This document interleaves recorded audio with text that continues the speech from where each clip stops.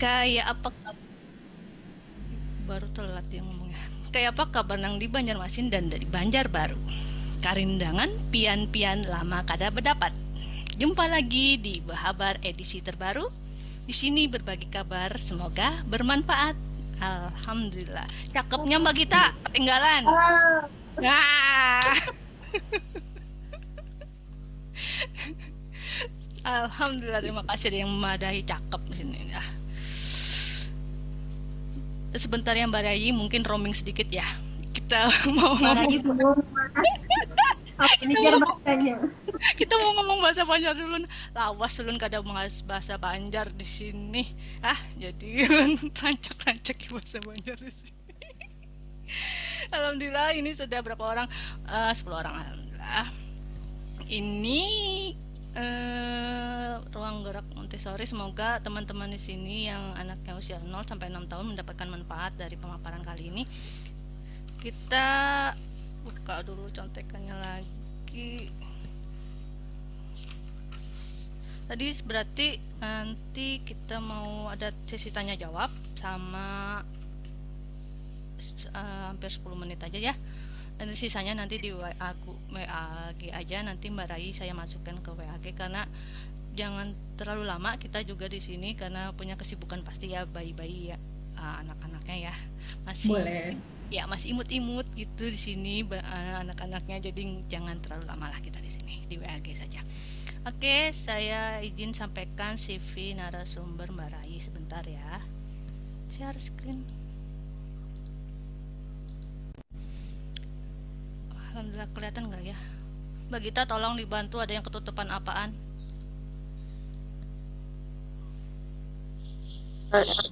Nggak ketutupan ya. Di zoom lagi Pak, Mbak. Nah, ketutup rada atasnya. Atas bawah ketutup. Tunggu. Oke. Ya. Nama beliau Rai Chandra Mitri, praktisi pendidikan, alumni PAUD. Beliau dari S1 PAUD ya. Pendidikan anak usia dini, jadi pada Montessori. WA beliau dan email beliau www.raislan.com. Beliau di Ambar Binangun, Sonosewu, Yogyakarta. Sonosewu Baru, Yogyakarta. Pendidikan beliau pendidikan anak usia dini tahun 2005 sampai 2010, kemudian dilanjutkan diploma Montessori 2018-2019. Ketertarikan beliau untuk membaca buku desain manajemen kelas dan kurikulum PAUD, traveling bersama anak. Wow, traveling suka jalan-jalan juga nih. Work experience Pamong Situ Learning Center with Montessori Method di tahun 2008 sampai 2010, dan ya yayasan Yapi Al Azhar Rawamangun. Oh, pian di Rawamangun gak pernah, dekat-dekat sini. 2010-2016. Berarti balik lagi ke Jogja ya, Mbak ya. Pengalaman Malah asal saya Jakarta ini. ini dari Jakarta lagi ya. Enggak, tapi sekarang lagi standby di Jogja sih. Oh, ini. 2010-2016 berarti pengalaman berbagi banyak banget ya. Ada mengenal Montessori, penerapannya di TK PAUD, mengembangkan kemandirian anak melalui EPL, PAUD Depok, penerapan rumah yang ramah anak. Tipu 2 kali. Ya, Oh iya. Suka di dalam Montessori memang strategi ramah-ramah anak. Oh, berbagi di MQFM Jogja juga ya Mbak ya. iya, sedikit ditodong ya. Ya nanti PKSL Saya sukanya ditodong. IPKSL juga berkolaborasi nanti dengan IP Jogja untuk NKFM. Wonderful Ramadan. Iya. Oh, oke. Beliau juga founder Rona Montessori dan KBM Moms. Oke, skill beliau ya, ini mantap banget dah bintangnya. Bintang kalian Mbak bintang 7 tuh 2 3 5 6. Ini masih 5 ini, belum 10 ini. Masih belajar ini. Banyak banget nih bintangnya ya Allah. Mantap banget dah. Oke. berarti Mbak Rai sekarang di Jogja. Oke, Alhamdulillah di Jogja. kesempatan Sekolahnya di Jogja soalnya. kemarin ambil Montessori online. Online terus ya balik lagi karena kan memang rumah kan saya kan emang di Tangerang ya. Rumah saya kan Jakarta Tangerang tuh. Jadi balik kalau itu pas lagi ngambil sertifikasinya ya balik rumah. Tapi sekarang lagi standby di Jogja karena memang pandangan orang tua terhadap pendidikan itu lebih fleksibel daripada di Jakarta. Yang lebih kenal kompetensi dan lain sebagainya. Kalau di Jogja tuh lebih alon-alon gitu ya. Terus enak gitu. Terus suasananya juga ramah, lingkungan alam pasti sangat dekat lah daripada di perkotaan. Dan kebetulan kan memang saya punya sekolah ya teman-teman ya, lagi bangun sekolah merintis PAUD TK gitu namanya Rona Montessori. Nah itu sekelilingnya sawah-sawah itu, cuman rumahnya tapi rumah di tempat Ronanya rumahnya tingkat 2 alhamdulillah, tapi sekelilingnya sawah. Oh Di daerah perkampungan. Iya. Enak itu memang di daerah Jogja ya. Saya Iya betul. di Kaliurang dulu nostalgia. Oh. Baik, terima kasih. Kita lanjut ke materi langsung ya Mbak Rai ya. Baik. Bentar, ini aku sudah pinkan belum ya? Mbak Gita, ini Mbak Rai udah itu ya? Udah spotlight ya? Sudah spotlight belum ya? Ini mau langsung aja apa masih mau main-main dulu? Main apa kita Mbak? Oke, karena hubungannya sama dengan gerak ya, jadi kita semua harus gerak nih, gitu ya. Ini ini Mbak Sena dan Mbak Gita, ini udah semuanya belum kan? Apa emang begini ya? Kita langsung mulai aja gitu ya, sambil nunggu teman-teman yang lain. Oke, kalau gitu tolong teman-teman semua, saya panggil teman-teman ya, nggak panggil ibu-ibu ya. Kalau nggak saya panggil kakak aja, saya adiknya ya. Iya Bu. Baik, kakak-kakak semua gitu ya, tolong munculkan videonya, nyalakan videonya. Kita bermain tentang warna dan mencari warna karena berhubungan dengan gerak ya. Boleh. Wah rame banget dah. Oke, siap-siap Bunda, siap-siap kakak-kakak semua, Bunda lagi jadi manggilnya. Siap-siap kakak-kakak semua, saya Ade Rai akan memimpin gitu semua ya. Oke, kita akan videonya, adik kecil juga boleh ikutan gitu ya. Kita akan berhubungan dengan gerak, karena gerak ini pasti kebutuhan kita, apalagi siang-siang ya. Kalau di sana katanya mendung, kalau Jogja panas ya. Ini kebetulan 3 hari panas sekali, jadi tetap gerak karena di siang hari ini kan mayoritas kita harusnya istirahat gitu ya, apalagi tiba-tiba dikasih pemaparan materi gini gitu, tapi enaknya dikasih istirahat dulu. Oke, saya orangnya santai, jadi kita mainnya game nyantai aja, juga nanti pemaparannya santai-santai aja, nggak usah sulit-sulit banget. Oke, baiklah kita mulai kakak-kakak semua, teman-teman semua dari IP Kalsel, terima kasih sudah hadir dan berbagi, saya berbagi untuk ruang gerak, jadi kita temanya gamesnya tentang gerak juga. Oke, kita mulai. Tolong ayo teman-teman semua nyalakan layar videonya. Nanti barang yang diambil harus diperjelaskan ya sama teman-teman semua. Itu padahal game untuk anak-anak kecil lebih heavy gitu. Oke, siap. Kita mulai. Saya ambil bilang warna biru dari dekat terdekatnya. Kalau nggak ada silakan cari ya. Benda yang berwarna biru. Oke, baik. Benda yang berwarna biru, sudah menemukan? Oke, baik. Nanti tolong benda berwarna biru ini sembunyikan dulu. Oke, lalu nanti saya pilih bunda kakak siapa, nanti jelasin benda itu apa. Nanti teman-teman bantu jawab benda tersebut. Oke? Baik. Mari kita coba dari Mbak Ervin Dwi Pramita. Nyalakan mic-nya Mbak, silakan. Oke, Mbak Ervin sudah menemukan benda warna biru. Oke, bisa jelaskan ciri khas benda tersebut dan manfaatnya apa, gunanya apa? Apakah tadi ngambilnya sambil berjalan atau tetap standby di depan komputer ini? Gimana Mbak, maksudnya berarti barangnya tetap disembunyikan ya? Barangnya disembunyikan, terus di detail, clue kepada teman-teman. Tapi saya mau tanya juga, ini Mbak Ervin ambil benda warna birunya sudah jalan apa tetap di tempat tapi ada di depannya gitu? Oh, berarti tetap di tempat ya? Oke, lalu nanti saya pilih bunda kakak siapa, nanti jelasin benda itu apa. Nanti teman-teman bantu jawab benda tersebut. Oke, baik. Mbak Ervin sudah menemukan benda warna birunya, sudah jalan apa tetap di tempat tapi ada di depannya gitu? Ya di tempat. Oh, di Permisi tempat. kita sini soalnya dibuat mainan. Oke, kalau gitu coba jelaskan benda apa yang dipegang Mbak Ervin. Teman-teman bantu jawab ya. Bentuknya botol. Terus biasanya digunakan buat pengharum baju. Pengharum baju, baik. Terus apa ya? Apa lagi ya? Biasanya ini warna isinya itu bening. Jadi warnanya putih bening gitu. Oke. Apakah itu teman-teman? Botol pengharum ruangan, warnanya bening. Parfum Apakah ada kayaknya ya. mereknya? Ayo, Mbak Sena, silakan jawab. Parfum bukan Mbak Ervin? Pengharum Iya, baju. parfum bayi.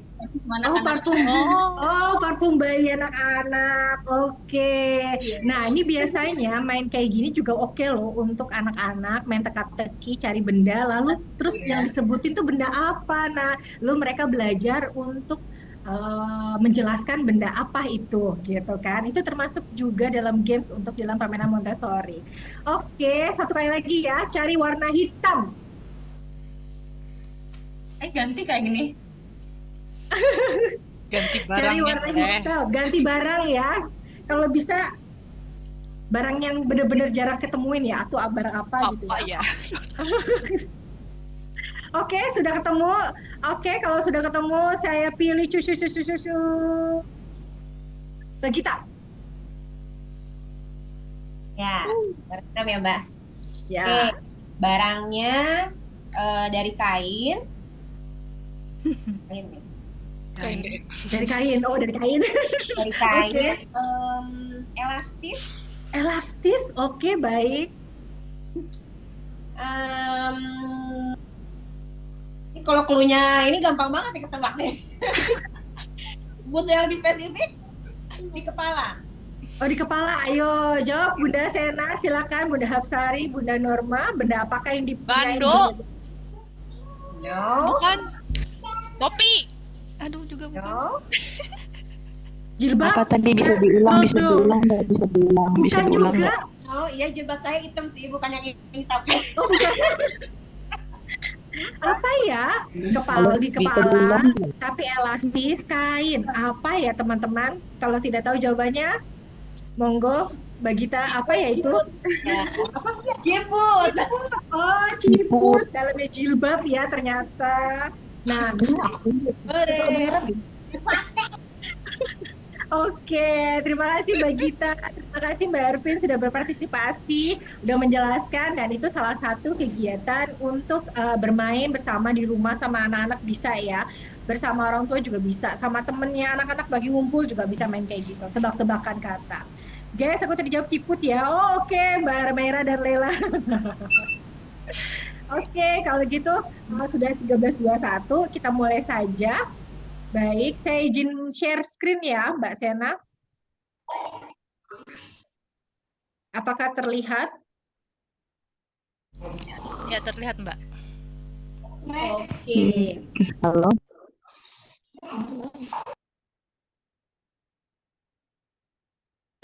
Ntar dulu. Sip. Nah,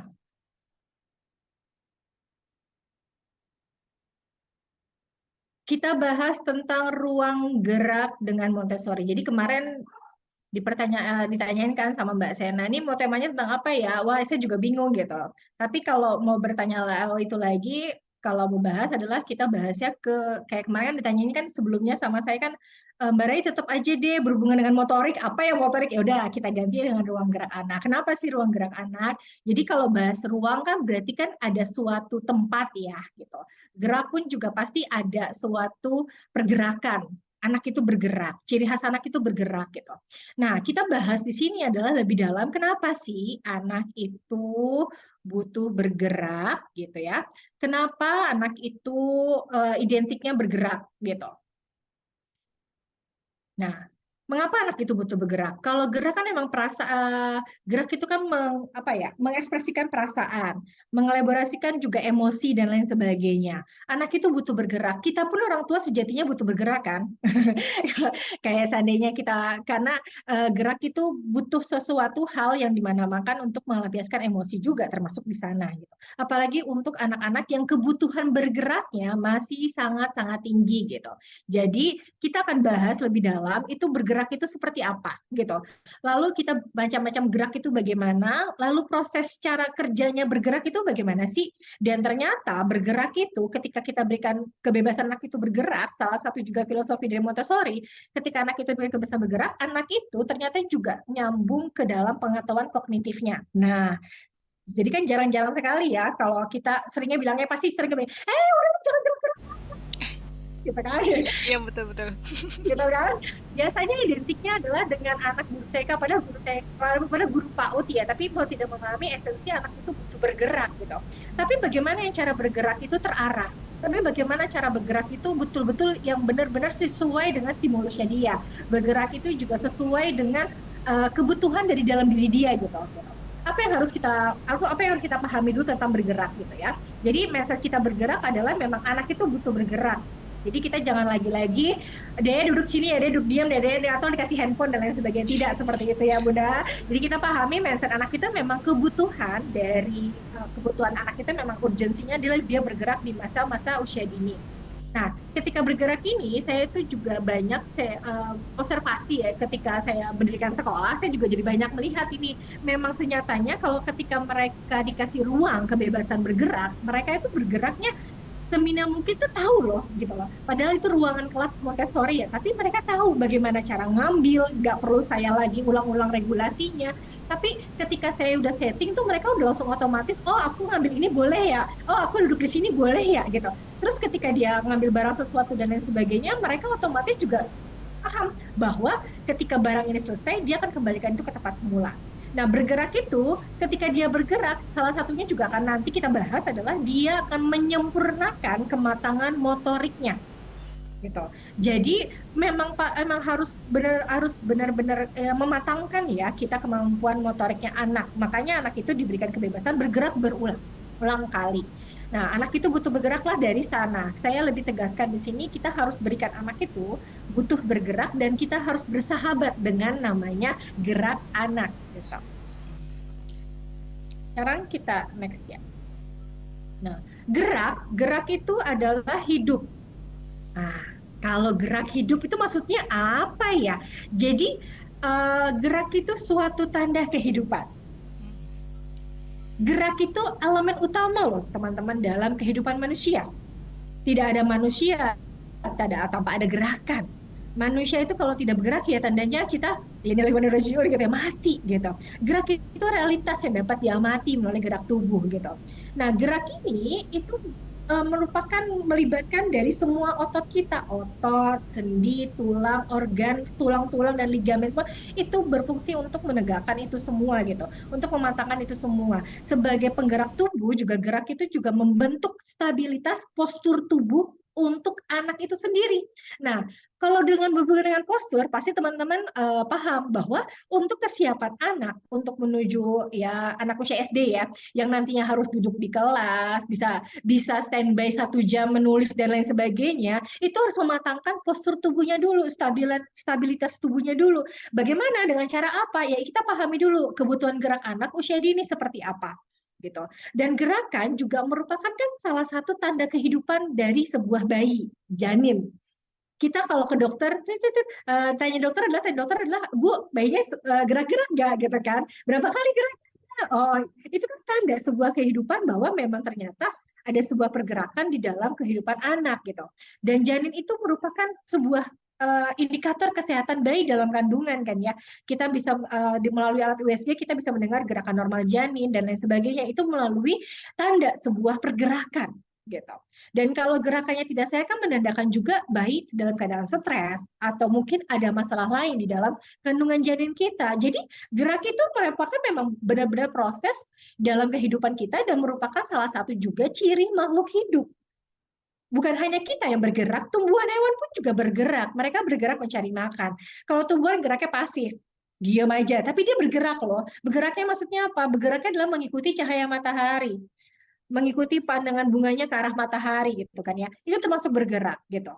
Jadi kita bisa pahami bahwa gerak itu merupakan suatu realitas tanda kehidupan di dalam suatu makhluk hidup. Dan gerakan kalau diubah dengan Montessori, adult move because there will direct them, but not so much the small child. The small child is urged by nature. Jadi kalau orang dewasa memang bergerak itu suatu ada kebutuhan dalam anak-anak. Tapi kalau ada suatu hal tujuannya gitu ya. Tapi beda dengan anak-anak. Anak itu memang naturalisasinya, gerakan naturalnya dia bergerak. Jadi kalau kita bisa menyaksikan ya, kalau saya bisa saya sharekan video gitu ya, dari beberapa video-video observasi di kelas saya, itu mereka semuanya bergerak gitu. Bergeraknya apa? Mereka standby duduk itu cuma 5 menit, tapi konsentrasi kan melakukan tugas kayak menyendok, menuang, lalu selesai pilih lagi, ambil lagi, dia bergerak terus, tidak ada hentinya. Dan ini ciri khas dari metode Montessori. Gerakan merupakan bagian dari integralnya dari dalam filosofi Montessori. Anak-anak itu bebas bergerak memang melalui lingkungan yang telah dipersiapkan. Dapat memilih rak, dapat memilih aktivitas rak-rak yang untuk bekerja. Gerakan juga sangat terjadi kalau kita memberikan ruang Montessori tadi, di ruang mereka terjadi ada peluang sosial. Peluang sosialnya apa? Mereka bisa bergantian, mereka bersabar, mereka bergiliran ketika ruang geraknya terpenuhi juga gitu. Dan mereka menyadari kalau ruang geraknya tidak terpenuhi, mereka bisa bilang, aku butuh ruang luas nih yang seperti ini. Nah, itu bisa terjadi peluang sosial ketika diberikan suatu hal pergerakan di dalam kelas Montessori. Kalau kita membayangkan perbandingannya sama kelas tradisional ya beda ya. Padahal tradisional tuh anak-anak pasti mayoritasnya adalah duduk dengan hati-hati, dalam barisan yang rapi, kursi lurus ke depan, ada papan tulis dan lain sebagainya. Dan mereka harus duduk, diharapkan konsentrasi untuk waktu yang sangat lama. Dan biasanya kalau bergerak pasti minta izin dong. Bu, aku mau izin, Bu, ngambil makanan. Bu, aku izin dong, Bu, mau ngambil ini. Tidak seperti itu. Kalau di Montessori, memang urgensinya bergerak itu memang suatu kebutuhan di dalam diri anak. Makanya di dalam pergerakan kelas Montessori menyadari pentingnya sebuah gerakan di dalam kehidupan anak gitu. Memasukkannya bukan hanya metodenya, tapi terprogram dalam filosofinya. Filosofi Montessori yang harus membebaskan anak itu follow the child, tapi harus limitation. Nah, nyambungnya ke sana gitu. Kenapa? Karena Montessori itu percaya bahwa ketika bergerak akan menambahkan pengetahuan kepada anak. Maksudnya apa ya? Dan juga ketika anak bergerak, itu juga kan ketika dapat pengetahuan. Pengetahuan pun juga membuat anak itu bergerak, gitu. Maksudnya apa sih pergerakan di sini? Jadi ketika kita memberikan sesuatu, ini apa, mereka tertarik apa, mereka bergerak kan ya. Mereka ngambil. Ini kayak misalnya anak bayi lah gitu, jalan titik-titik, merangkak titik-titik, terus ngambil barang sesuatu. Oh ini apa, dia raba, ini kapas dan lain sebagainya. Terus kita bilang, oh ini namanya kapas deh, oh ini namanya karpet deh, oh ini namanya pensil deh, oh ini namanya botol deh. Mereka dapat pengetahuan kan, mereka raba secara konkret dan lain sebagainya, terus menambahkan pengetahuan kepada mereka. Pengetahuan pun juga mereka membuat itu bergerak ketika mereka diberikan menyendok. Oh, ketika menyendok kalau tuangnya sampai habis, oh itu habis ya. Mereka dapat konsep pengetahuan yang baru bahwa ketika menuang sampai habis, isian ini akan habis, ini kan aman penuh. Mereka dapat konsep tentang matematika juga. Jadi pergerak itu akan membuat anak itu menambah pengetahuan dan pengetahuan itu akan membuat anak itu butuh bergerak juga gitu. Nah, disinilah pentingnya banget untuk memahami bahwa bergerak itu natural learn to desire ya. Jadi memang naluriahnya gitu ya. Anak itu memiliki keinginan dalam dirinya untuk bergerak. Secara naluri untuk bergerak. Anak menuju ke sana, ya dia sesuai dengan diminatinya, yang disenanginya. Kita ketahui urgency dari natural learn to desire ini bisa kita lihat dari anak-anak yang sudah mulai bereksplorasi. Ketika anak itu sudah memahami dia mau merangkak ke sana, mau berlari ke sana, mau berjalan ke sana, itu adalah natural mereka. Memang mereka ingin tahu apa yang ada di sana, apa yang ingin tahu apa di sana gitu ya. Itu adalah memang kebutuhan mereka, natural learn to desire-nya untuk bergerak gitu.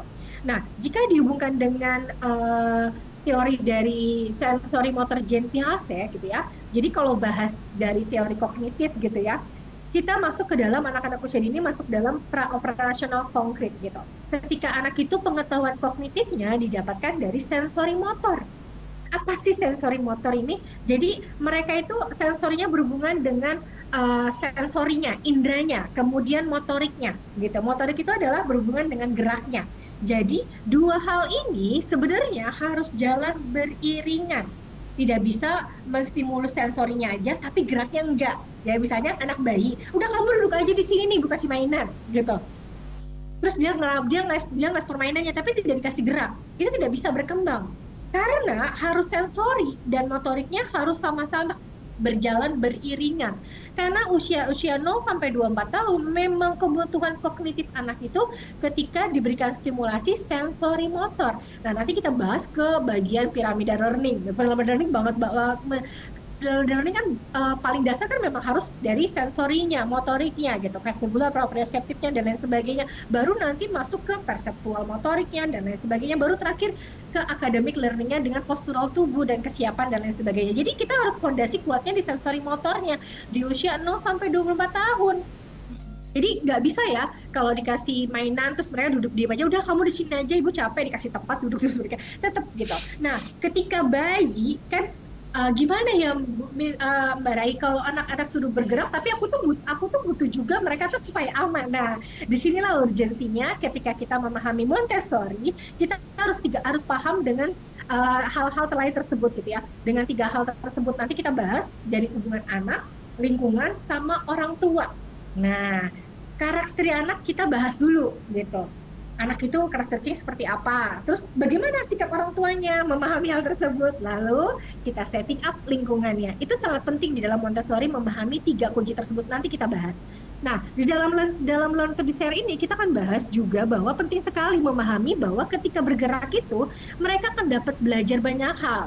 Bebas untuk bergerak, bebas untuk berekspresi, bebas untuk belajar, merdeka gitu ya. Merdeka untuk belajar. Sejatinya dari hal semua ini tersebut memang anak itu menyukai kebebasan. Anak itu memang suka sekali dengan bebas yang bergerak dan eksplorasi. Nanti kita hubungkan dengan anak itu memang individunya yang explorer sekali gitu. Nah, kenapa anak diberikan kebebasan bergerak? Karena ini memang karakteristik anak usianya dini memang dari kecil memang harus bergerak. Dari kecil udah bisa jalan ke sini dan mereka sudah mulai bergerak. Respon gerak aja pertama kita lihat adalah ketika mereka bayi kan, ketika kita pegang tangan kita ke dalam jari mereka langsung ngepel gini kan, refleks gitu kan. Nah, itu kan juga sudah kebutuhan dari kecil mereka, memang kebutuhan mereka untuk bergerak. Dan ini akan kaitannya mereka akan dapat belajar banyak hal, dapat pergerakan yang luas sekali, kemudian bisa berekspresi gitu. Nah, kaitannya apa sih dengan hal tersebut? Karakteristik anak kita pahami dari 3 hal tersebut, yaitu anak nih, dari anak nih, anak ini nih, bagian yang ini nih, anak, kemudian orang tua, kemudian rumah itu lingkungan, kita bahasnya lingkungan. Kenapa 3 hal ini sangat kaitannya di dalam Montessori? Kalau saya bilang ini hubungannya sangat dinamis. 3 hal ini berhubungan sangat dinamis di dalam kehidupan anak gitu. Anak kita belajar memahami karakteristik mereka, bahwa anak itu urgensinya memang bergerak gitu. Apalagi kalau sudah masuk dalam periode sensitif yang mereka memang sudah terlihatnya jendela sensitifnya adalah memang dia bergerak gitu. Apalagi puncak-puncaknya bergerak itu di usianya 2 tahun sampai 4 tahun. Jadi wajar ya kalau masih 4 tahun tuh masih gitu. Itu wajar. Atau 2 tahun baru mulai jalan, mereka udah mulai berlari, itu wajar. Apalagi mereka baru lancar berjalan ya kan. Nah, itu karakteristik anak itu memang puncak-puncaknya 2 tahun. Mulai puncaknya 2 tahun, berhentinya mungkin 4,5 atau 4 tahun. Kalau mereka 5 tahun masih bergerak, masih suka ke sana, berarti kebutuhannya belum terpuaskan. Bergeraknya itu masih belum terpenuhi. Jadi teman-teman boleh lihat dulu polanya. Kalau masih 5 tahun masih bergerak, urgensinya memang ada anak yang hiperaktif itu ada gitu. Tapi kalau dikasih lingkungannya sangat terstimulus dengan lingkungan Montessori, biasanya mereka bergeraknya teratur gitu. Tidak bergerak secara asal-asalan gitu. Tetap bergerak, hiperaktif tetap bergerak, tapi bergeraknya teratur. Tahu apa yang diambil, kemudian kembalikan lagi, tapi geraknya cepat gitu. Itu wajar, tapi tetap bergerak gitu. Tapi beda kalau anaknya belum terpuaskan tuh kayak emosinya, aku masih mau main di luar, aku masih mau begini, itu tandanya mereka memang masih butuh bergerak. Puncak-puncaknya masih bergerak. Gitu. Itu karakteristik mereka. Kemudian kita pahami juga bahwa orang tua ketika bergerak itu kunci elemennya adalah, oh anakku bergerak nih, berarti ubah sudut pandang kita nanti yang di sana. Apa ya mereka bergerakannya ya? Mereka geraknya urgensinya ke otot besar apa otot kecil gitu. Nanti kita bahas otot besar itu seperti apa, otot kecil seperti apa. Jadi sebenarnya nanti kita bahas juga bahwa otot besar dulu harus distimulus baru otot kecil. Otot besar tuh motorik kasar, motorik halus nanti gitu. Jadi jangan stimulus dulu motorik halus nih, kayak udah nih anaknya aku suka banget nih dia diem aja di sini terus main pensil, coret-coret, anak bayi kan gitu ya.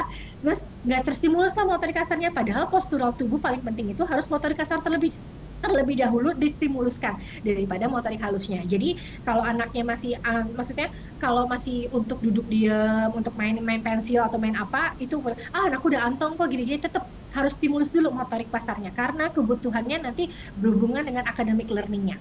Postural tubuh berhubungan dengan motorik kasar, baru nanti kita stimulus motorik kecilnya, motorik halusnya.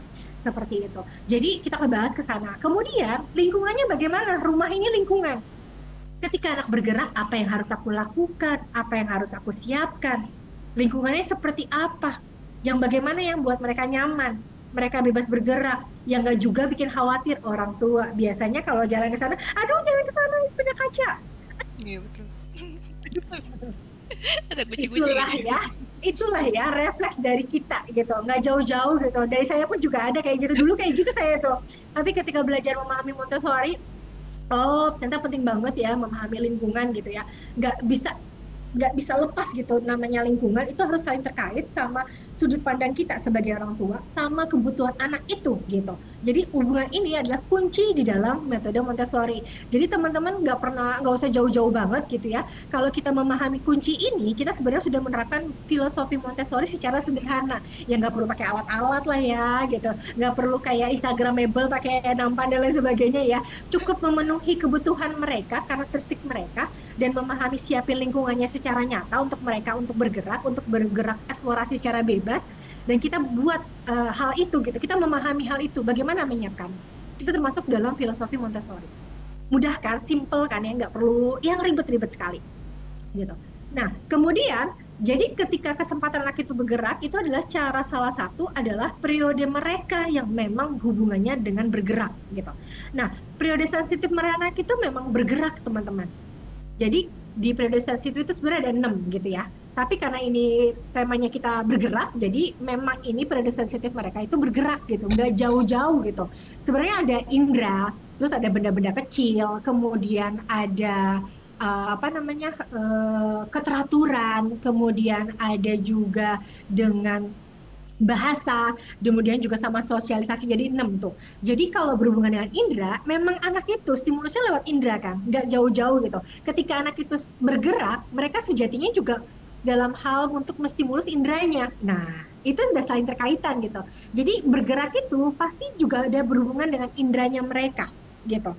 Berhubungan dengan menstimulasi kebutuhan vestibularnya, kebutuhan proprioceptifnya, kebutuhan taktilnya, kebutuhan gustatorinya, kebutuhan olfaktorinya, itu dengan berhubungan ketika mereka diberikan kebebasan untuk bergerak, yang saling berkesinambungan, yang saling beriringan. Nggak bisa kan kalau mereka dapat stimulus ini tapi cuma dapat stimulusnya, geraknya enggak. Pasti kan mereka tuh ketika mereka di dalam kandungan mereka bergerak kan, mereka merasakan air, janin, ketuban, mereka merasakan itu juga kan. Mereka sensitif terhadap vestibularnya, sensitif terhadap proprioceptifnya, kemudian taktilnya pertama kali diperlihatkan, terus kemudian mereka ketika itu bayi itu kan masih dalam hal yang kayak paling guling kanan, guling kiri, terus ngambil sesuatu di kanan, terus dapat sesuatu. Nah itu sama.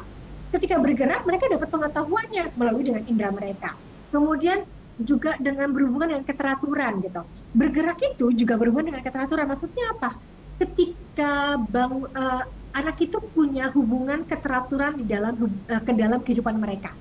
Teman-teman bisa melihat dari jadwal teman-teman, anak-anak teman-teman sendiri. Pasti tahu dong, jadwal menyusui itu pasti tepat waktu gitu ya. Nggak bisa kan 3 jam sekali terus ditunda-tunda, anaknya langsung gitu kan. Itu kan udah punya jadwal di dalam kehidupan anak. Ritme anak itu sebenarnya sudah teratur. Dan itu sudah terlihat. Sebenarnya sudah ditunjukin kepada kita sebagai ibu kan. Oh, kayaknya bentar lagi anakku mau bangun nih, aku beres-beres dulu. Kan kita tahu kan kayak gitu kan jadwalnya dan lain sebagainya. Itu kan keteraturan yang terbentuk di dalam diri mereka. dan itu berhubungan dengan gerak juga gitu.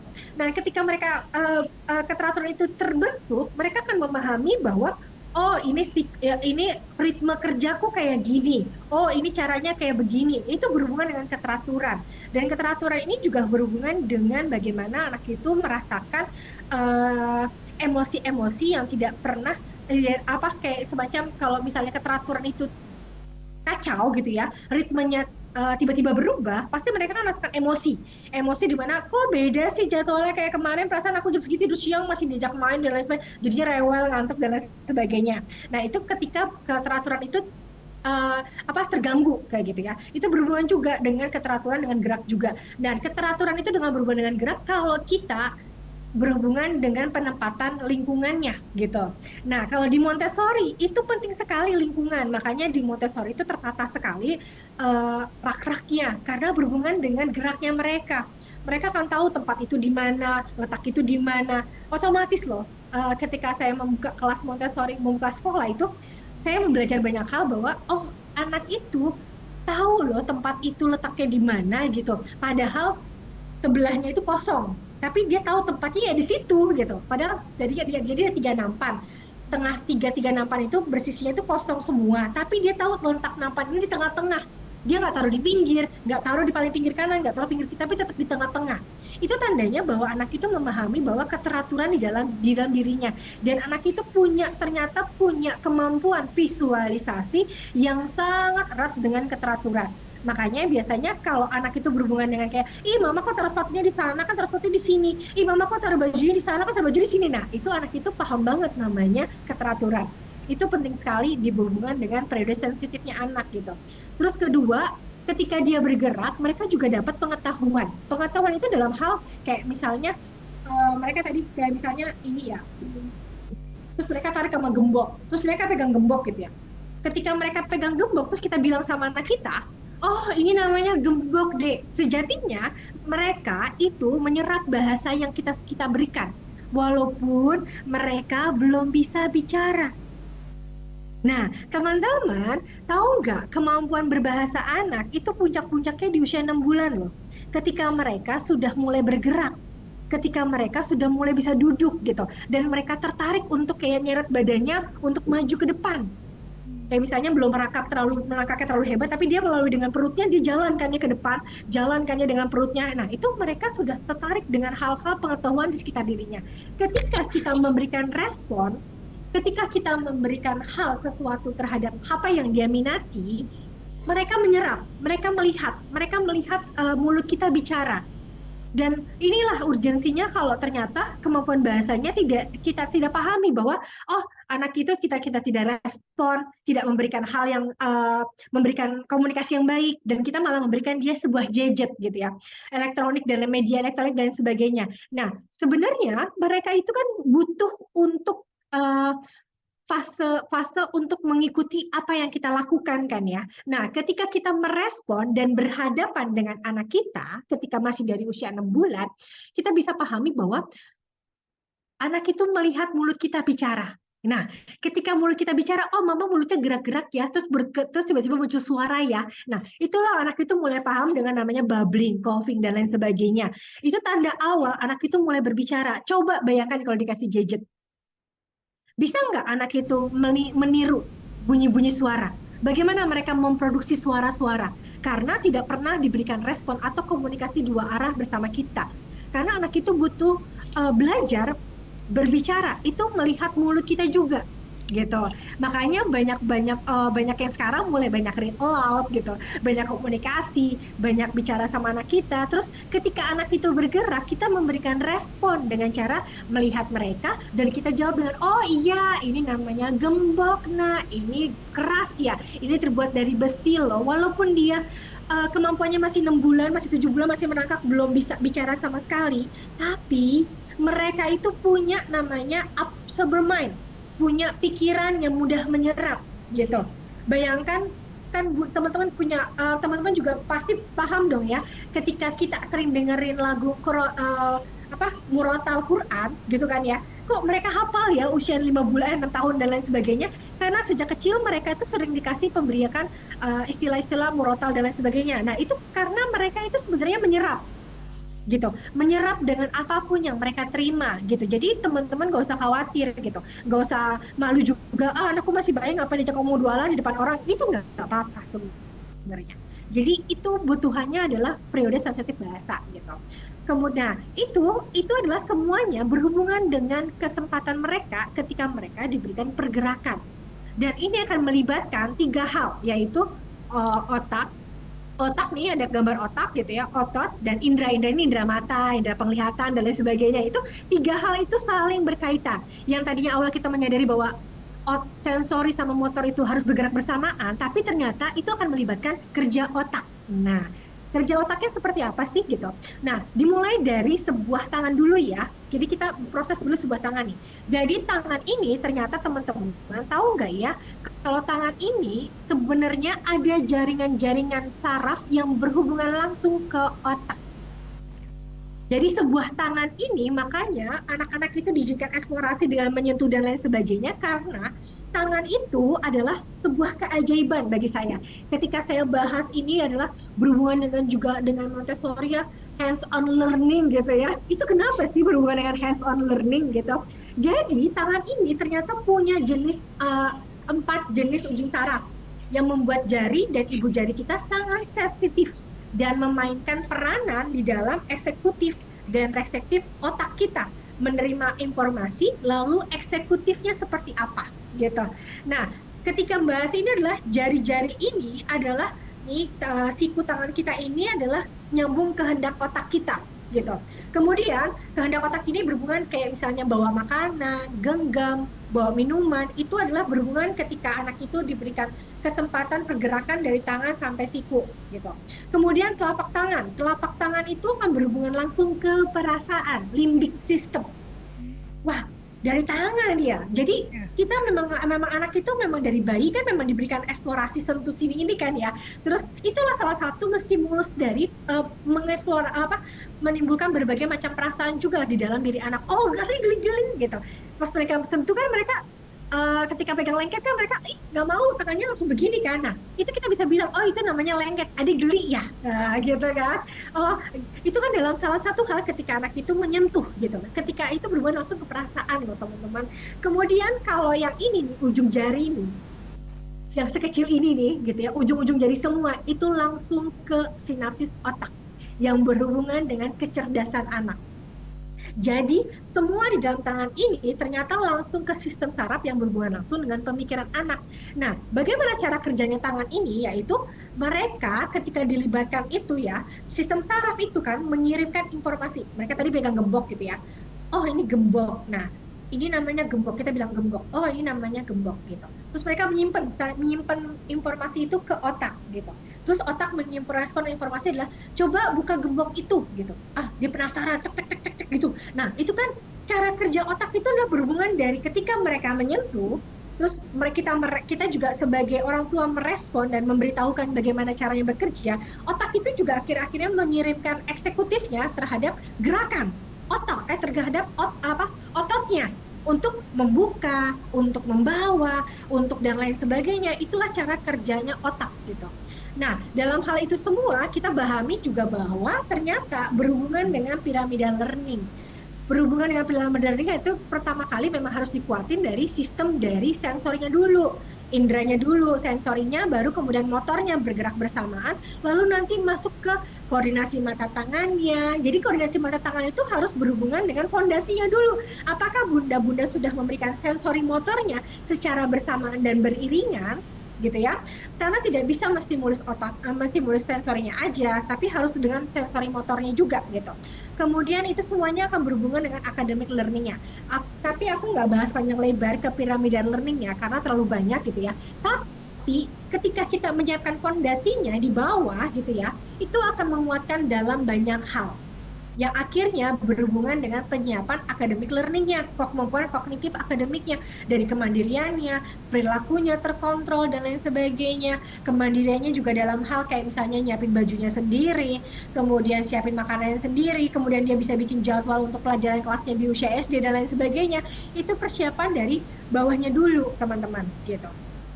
Nah, kemudian berikutnya bahwa kita menyadari tiga hubungan ini saling berkaitan. Dari indera nyambung ke otak, lalu nyambung ke otot.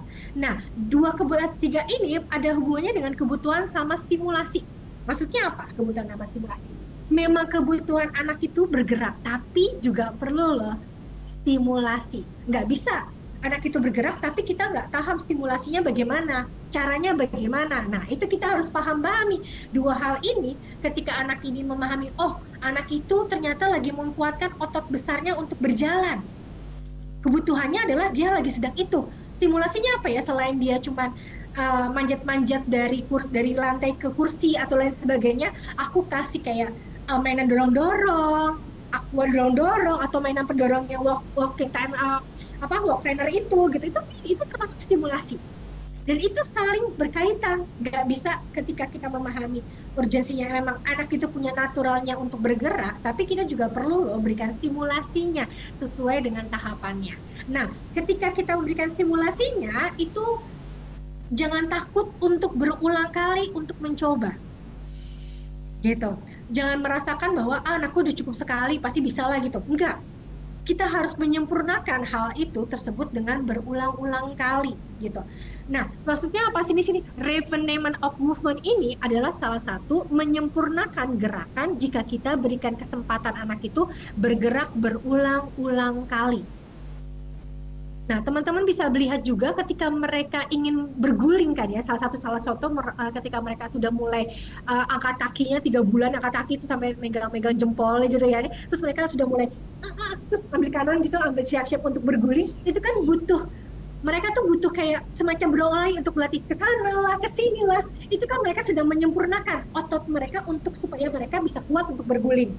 Nah, kemudian juga ketika mereka untuk berjalan atau merangkak dan lain sebagainya, mereka pertama kali merangkaknya pakai perut. Makin lama otot tangannya makin gerak, makin kuat karena mereka diberikan kesempatan untuk merangkak berulang kali untuk menyempurnakan. Akhirnya sempurnalah gerakan itu, gitu. Itu adalah salah satu ketika kita memahami kebutuhan itu akan menyempurnakan kematangan motorik mereka. Kemudian ketika kita memahami yang tersebut adalah persiapan yang harus kita lakukan.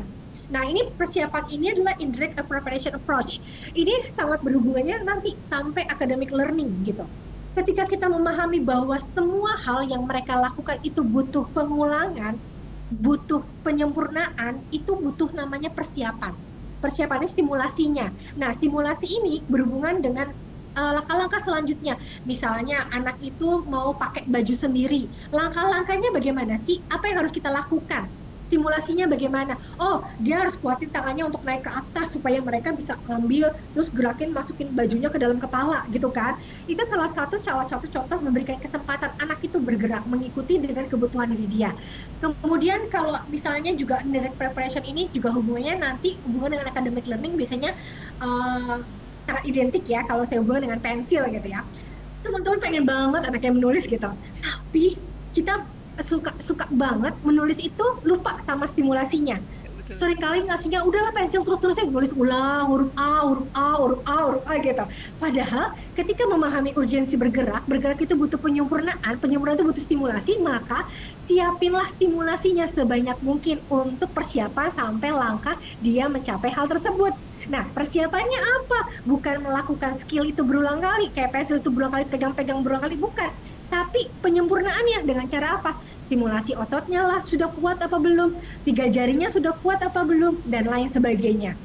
Jadi, semua hal itu butuh sekali penyempurnaan gerakan.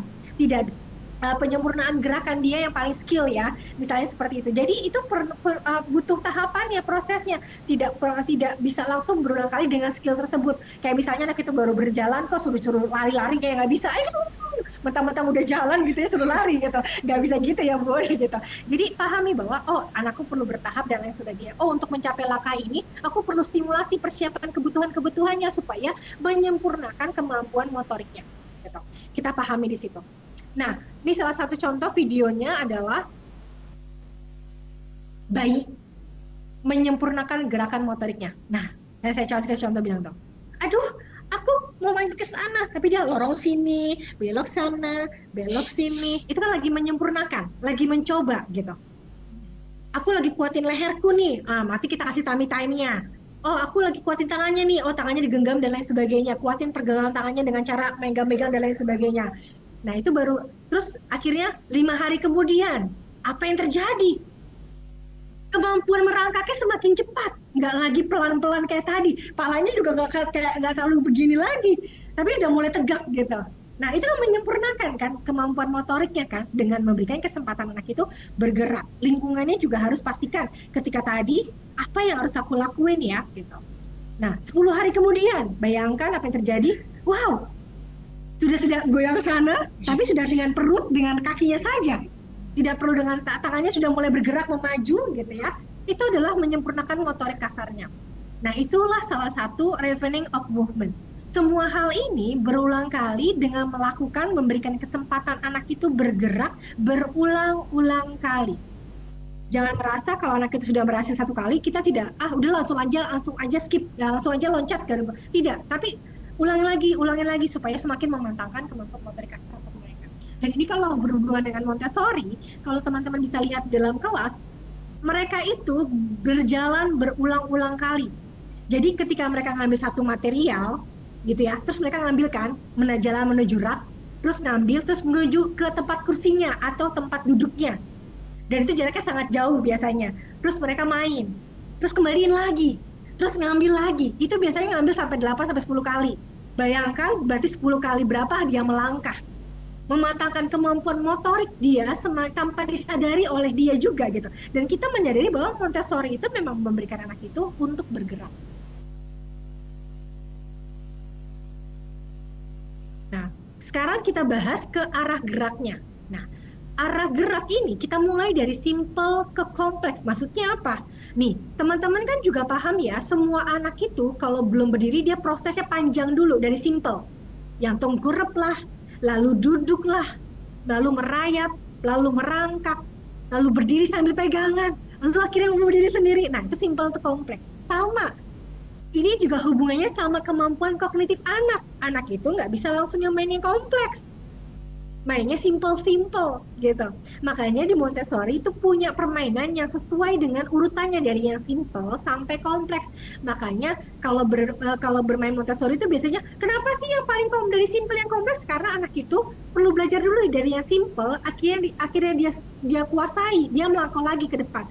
Dan ketika main yang simple, dia mainnya berulang kali, nggak main 1 kali terus mereka langsung kedua, enggak. Di Montessori itu mereka diberikan kesempatan main yang simple sampai mereka puas. Kenapa? Berhubungan dengan kemampuan kepercayaan diri dia, nanti berhubungan dengan citra positifnya gitu.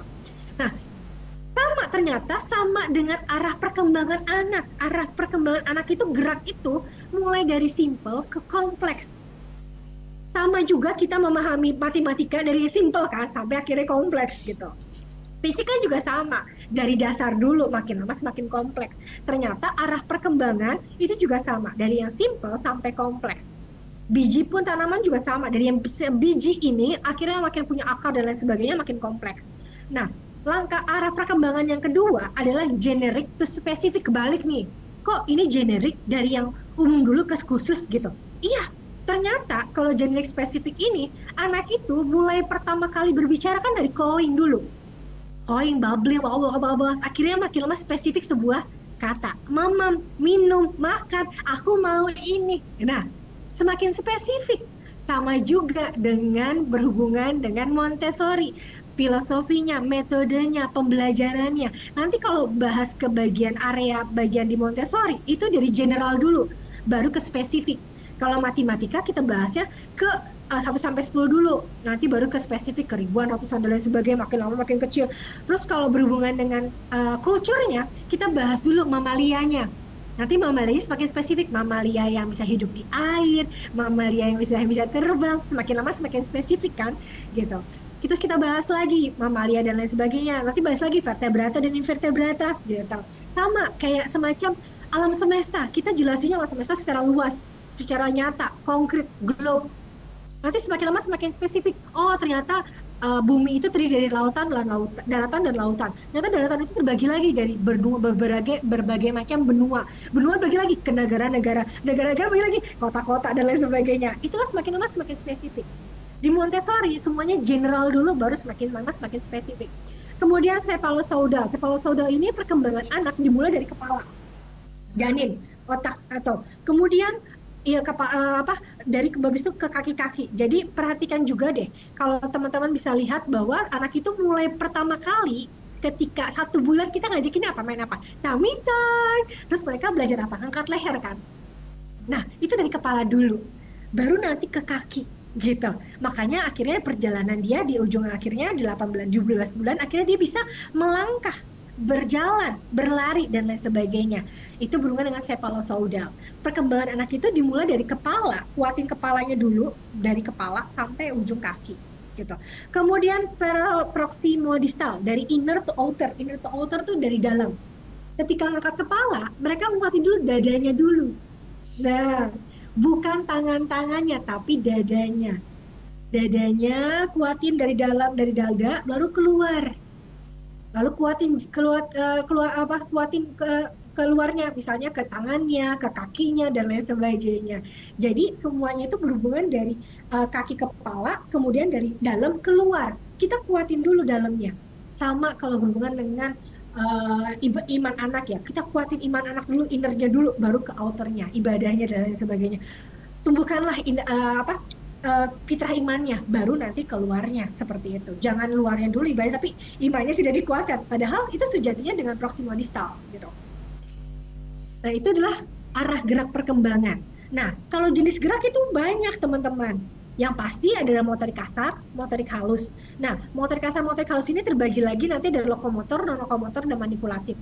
Nah, motorik kasar, motorik halus ini pastikan dulu memang anak-anak itu sejatinya bergeraknya itu dari otot besar dulu.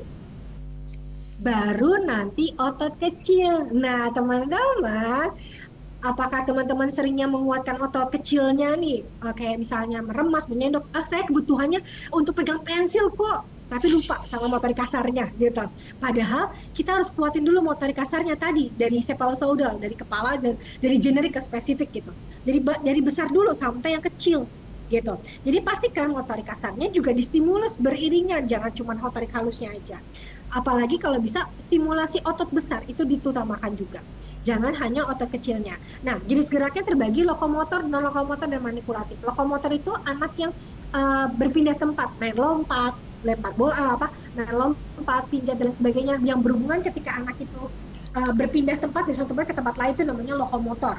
Terus kemudian non lokomotor ini adalah tidak berpindah diam saja tapi main gerakannya kayak misalnya hentangkan tangan, kaki, kepala dan lain sebagainya gitu ya. Kalau manipulatif adalah semua badan dia, otot tangan, otot kaki gitu ya, tapi berhubungan dengan objek, ada objeknya, pakai tendang bola lah dan lain sebagainya. Kalau tangannya adalah meremas, mespon, pegang bola dan lain sebagainya, lempar dan lain sebagainya, itu namanya manipulatif. Gitu. Itu semuanya sangat harus distimulasi tiga-tiganya. Jangan hanya manipulatifnya aja, tapi lokomotor dan lokomotor enggak, semua sama. Semua itu ada di dalam indikator perkembangan. Jadi kalau teman-teman mau cek lihat, boleh lihat loh dari indikator perkembangan anak, kemampuan motorik kasarnya, motorik halusnya, itu dilihatin di situ. Kemampuan 0 sampai 12 bulan itu apa sih? 12 sampai 1 tahun itu apa sih? 1 tahun 2 tahun itu ada teman-teman. Jadi nggak perlu jauh-jauh sekali, harus misalnya tolong dong sharing dan lain sebagainya. Itu udah banyak banget dari kurikulum atau KTSP atau indikator PAUD. Jadi teman-teman bisa cek di sana. Lokomotornya kayak gimana sih? Harus aku stimulus di usia 1 tahun, 2 tahun, dan lain sebagainya. Tapi kita harus memberikan semua hal tersebut. Tidak hanya satu-satu kita kuatin. Lokomotornya, kalau motor tidak. Tapi manipulatifnya, kalau motor kan banyak manipulatif. Tapi ternyata mereka sering bergerak tadi. Makanya di Montessori itu sudah identikal dengan 3 hal tersebut. Lokomotor, non-lokomotor, dan manipulatif. Lokomotor adalah mereka bergerak mengambil apapun yang mereka suka, berapa kali yang mereka lakukan. Terus non lokomotor mereka suka ngambil diam di tempat, terus mereka berkegiatan di tempat tersebut dan lain sebagainya. Terus manipulatif adalah tangannya bermain dengan alat-alat yang manipulatif. Itu sudah mencakup sekali di dalam filosofi atau dalam metode pengajaran Montessori. Nah, kemudian dari semua ini kita bahas adalah bahwa ternyata pengetahuan anak seluas ruang geraknya. Jadi teman-teman pastikan nih ruang geraknya anak itu juga sama gitu dengan pengetahuan yang mereka ingin mereka tahu gitu. Nah, di Montessori biasanya pengetahuan itu suatu ruang gerak ya, makanya saya memaksimalkan ruang gerak anak-anak itu harus luas, harus eh, harus jelas, terus harus juga kuat dan lain sebagainya untuk pengetahuan mereka gitu. Dan ketika diberikan pengetahuan seluas ruang gerak ya, mereka akhirnya bisa bergerak, bisa menambah pengetahuan dengan seluas ruang gerak yang mereka tersebut. Sebentar Mbak Sena, saya Oke. mau beritahukan ada orang tua murid datang, saya mau bilang bahwa nanti Ya. dimulai 2:30. Oke, silakan Betul. Mbak Rai.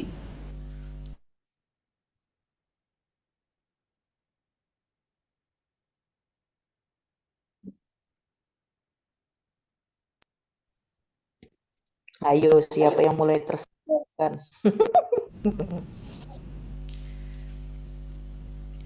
Suara pian putus-putus Mbak Maria Dan kalau mulai tadi ciputin gak ada dapat.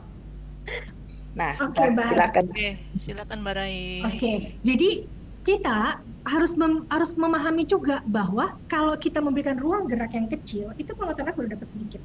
Makanya pengetahuan itu seluas ruang geraknya. Kalau mereka masih butuh bergerak secara bebas, kita ajak mereka apa? Ke taman, ke manapun yang mereka suka dan lain sebagainya, tidak terbatas di dalam ruangan, sejatinya seperti itu.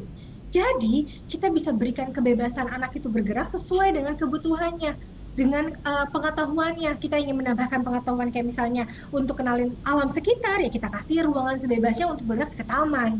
Jadi pengetahuan itu seluas ruang geraknya adalah inisiasi, itu adalah bahwa memang anak itu butuh bergerak dan seluas ruangnya, benar-benar butuh ruangnya mereka gitu. Kalau di rumah boleh nggak Mirai, ruangan aku tuh 3x3, ya boleh-boleh aja gitu. Tapi kita berikan anak itu fasilitasnya sesuai stimulasinya mereka. Kita pastikan bahwa lingkungannya di ruangan 3x3 itu tidak ada hambatan mereka untuk bergerak. Kabelnya lah, furniturnya dan lain sebagainya lah, itu kita pastikan. Nah, itu akan bahas ke dalam lingkungannya. Nah, jadi ketika kita memahami bahwa anak itu sang penjelajah sejati ya, itu sangat kaitannya dengan kemampuan konsentrasi loh, gitu. Jadi teman-teman kalau anak itu sedang asik bergerak, terus tiba-tiba asik bergerak, terus dia mengamati sesuatu, terus dia melihat sesuatu, terus dia megang apa, sedang menguatkan konsentrasi mereka, menumbuhkan rentang konsentrasi mereka. Makanya di Montessori benar-benar sekali menyajikan ruang anak itu bergerak dan mereka boleh mengambil segala sesuatu sesuai dengan minat mereka. Dan ketika mereka mengambil, mereka tuh langsung fokus dengan kegiatan tersebut. Itu dengan erat kaitannya ketika kita berikan hal itu dengan follow the child, dengan freedom with limitation. Ini sangat erat kaitannya sama filosofi Montessori. Bergerak sangat erat kaitannya dengan kemampuan konsentrasi anak. Nah, dari semua itu bahwa kita boleh loh harus bisa berteman dengan gerak, tidak lagi membatasi hal tersebut. Karena banyak manfaatnya. Selain konsentrasi tadi, kita bisa menguatkan citra diri positif mereka. Mereka akhirnya percaya diri, kesempatan bergerak untuk eksplorasi, bisa menguasai keterampilan mereka yang akhirnya tadi awalnya cuma satu langkah, dua langkah, akhirnya semakin menyempurnakan keterampilan mereka dan tanpa disadari oleh mereka. Dan mereka juga banyak belajar menerima informasi mereka. Informasi yang mereka terima, mereka serap gitu. Dan akhirnya mereka bisa mengetahui kemampuan mengendalikan di dalam lingkungan mereka. Terus kemudian juga meningkatkan sensory awareness-nya mereka, indera mereka. Ketika mereka diberikan kesempatan bergerak, mereka bisa fokus dan menstimulasi indera mereka untuk mulai peka terhadap lingkungan sekitar mereka gitu ya. Dan ketika mereka bergerak, ketika mereka nyentuh sesuatu, mereka lebih paham jadinya. Ketika Bunda bilang ini kasar, ini namanya kasar, ini namanya halus. Mereka lebih mempertajam lagi indera taktil mereka dan lain sebagainya. Dan akhirnya memproses informasi yang mereka dapatkan dan akhirnya mengklasifikasikan kemampuan kognitif mereka. Yang awalnya menyerap, akhirnya mereka belajar klasifikasi. Akhirnya mereka belajar untuk menyebutkan dan lain sebagainya. Nah, selain itu juga kemampuan motorik kasar mereka semakin disempurnakan, semakin mempermatangkan kemampuan gerak mereka. Jangan lupa istilah practice make perfect, jadi gitu ya. Jangan lupa dengan indirect preparation tadi, sama refinement of movement, itu ketika mereka berikan kesempatan, semakin mematangkan kemampuan motorik mereka. Kemudian akhirnya tambah lagi problem solving-nya. Ketika mereka bergerak, mereka itu diberikan kesempatan untuk mengembangkan kemampuan kognitifnya. Kayak misalnya manjat. Ketika manjat mereka lagi berusaha nih, aku kalau tangan ke sana itu jangkauan tanganku cukup gak ya, terus ketika manjat ke sini aku jatuh gak ya. Nah, terus kalau sini, oh aman, oh aku mau ke sini, langkahnya ke sini, berarti langkahku kakiku bentuknya seperti ini. Nah, itu ternyata mereka sedang belajar problem solving yang biasanya nggak kita perhatikan gitu. Kita bilangnya, aduh jangan takut dia manjat-manjat aja gitu. Tapi mereka sedang berpikir loh teman-teman, di dalam pikiran mereka sedang berpikir, aku kuat gak ya otot tanganku untuk bergelantungan, aku kuat gak ya kakiku untuk memanjat di daerah sini. Nah, itu berhubungan dengan pola berpikir sama problem solving. Jadi nggak apa, kalau anak itu nggak diberikan kesempatan bergerak, kita nggak menyadari bahwa oh ternyata mereka juga dapat ya pengetahuan untuk problem solvingnya gitu. Jadi teman-teman boleh loh berikan anak itu kesempatan untuk bergerak supaya mereka bisa menguatkan motorik mereka juga problem solvingnya. Dan ini kalau berhubungan dengan bergerak juga sangat identiknya sama IPL ya. Kalau pecah, kalau dia basah, aku ngapain? Aku ngambil lap. Itu kan kemampuan motoriknya. Dia mematangkan kemampuan kognitifnya juga. Oh, kalau basah aku harus ngelap nih. Oh, kalau kotor aku harus nyapu nih. Oh, kalau ini botolnya kosong, aku harus membersihkan dan lain sebagainya. Terus kalau aku mau buat makan, aku mau ambil nasi, aku ambil apa nih? Ambil nasi, ambil centong. Nah, itu termasuk bergerak kan. Jadi bergerak itu tidak identik sama pastikan motorik kasarnya. Gitu. Tapi ketika mereka diberikan kesempatan melibatkan kelibatan untuk dalam kehidupan sehari-hari, itu juga termasuk bergerak, ya kan? Gitu. Jadi jangan sampai metode kita bergerak itu ya udahlah motor kasar aja, motor kasar, lompat gitu, enggak gitu. Tapi ketika melibatkan dengan kemampuan dari aktivitas sehari-hari di rumah, itu juga termasuk melibatkan anak itu untuk bergerak, untuk mematangkan kemampuan mereka, untuk mematangkan skill-skill mereka. Kayak misalnya pakai baju, kan itu butuh matang skill kan.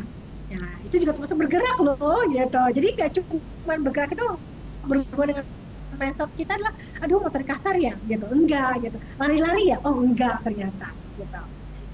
Kemudian berikutnya juga dapat juga bonding. Kita dapat bonding ke anak, memberikan kenyamanan anak.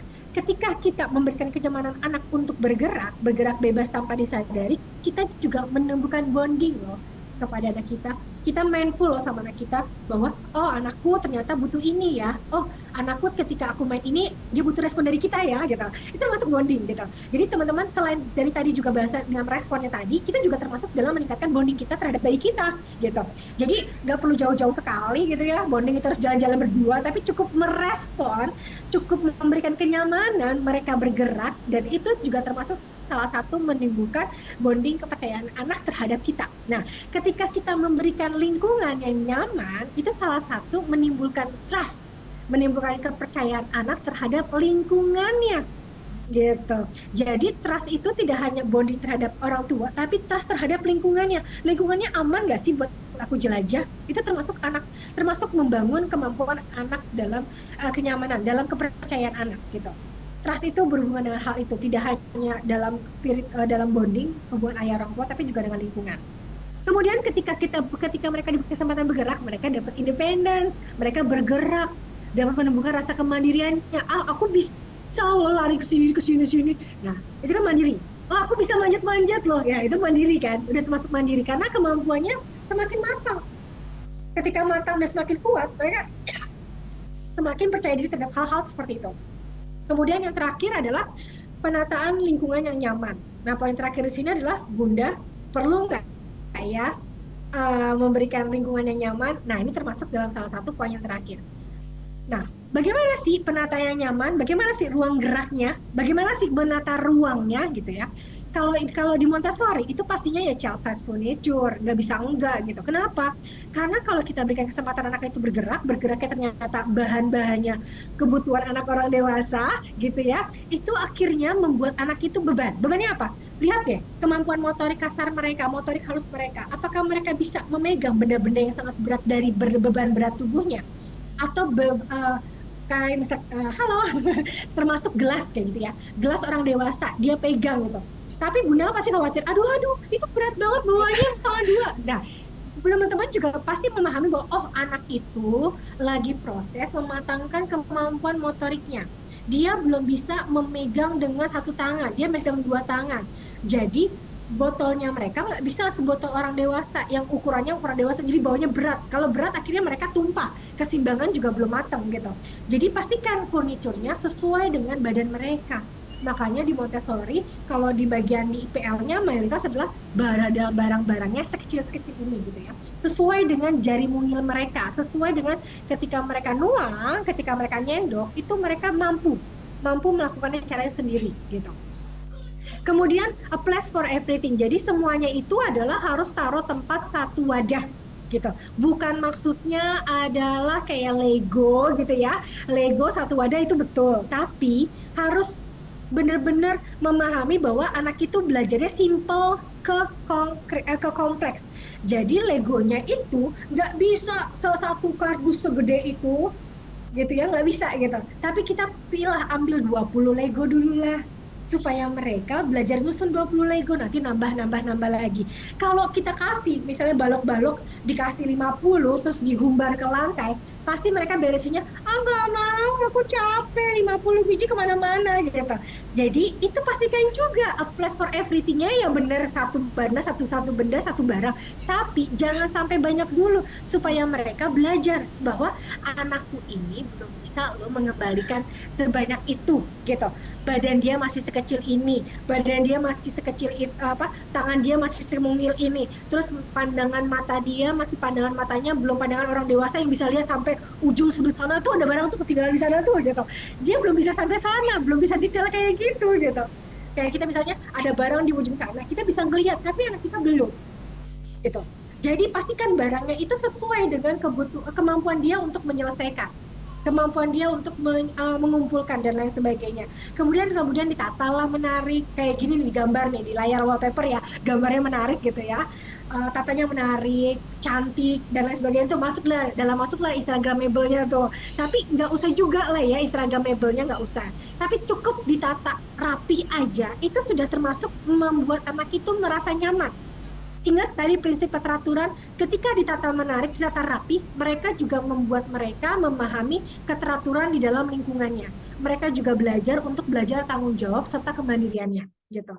Nah, kemandirian tadi menawarkan kemandirian. Ketika kita sudah tata, sudah bikin mainan sekecil-kecil mungkin, memahami dari simple kompleks tadi, bahwa mainan itu cukup sesuai dengan kemampuan mereka menyelesaikan, kemampuan mereka mengumpulkan gitu. Akhirnya mereka bisalah ngumpulin itu sendiri. Dan akhirnya menumbuhkan rasa mandiri gitu. Nanti bertahap, baru tambah barangnya, tambah mainannya dan lain sebagainya. Seperti itu. Jadi konsepnya adalah memang harus dari simple ke kompleks dulu. Kemudian kita pahami bahwa semua ruang geraknya itu kita pakai sudut pandang anak. Jangan pakai sudut pandang kita. Taruh sini deh, nggak apa-apa deh, aman kok. Tapi bagi sudut pandang, nggak nyampe sampai sana, pasti pakai kursi lah, lagi tambah lagi dan lain sebagainya. Terus sudut pandang kita adalah misalnya anak kita lagi mau taruh barang sana, terus kita tidak memperhatikan sudut mejanya, nanti pentok dan lain sebagainya. Nah, kita perhatikan juga sudut pandang anak. Kalau ketika mereka berjalan, mentok nggak ya, kursi nggak ya, dan lain sebagainya. Itu harus diperhatikan. Dan semuanya harus pakai sudut pandang anak. Semuanya harus pakai sudut pandang anak gitu. Gak boleh pakai sudut pandang orang dewasa. Anggaplah diri kita juga kayak anak-anak. Kalau kita setinggi ini, cukup gak ya aku nyampe gak ya, dan lain sebagainya. Itu termasuk sudut pandang anak. Kemudian terakhir kita pahami perkembangan anak kita. Jadi ya lagi-lagi mematangkan kacamata kita nih sebagai orang tua. Kita paham gak ya kebutuhan anak kita?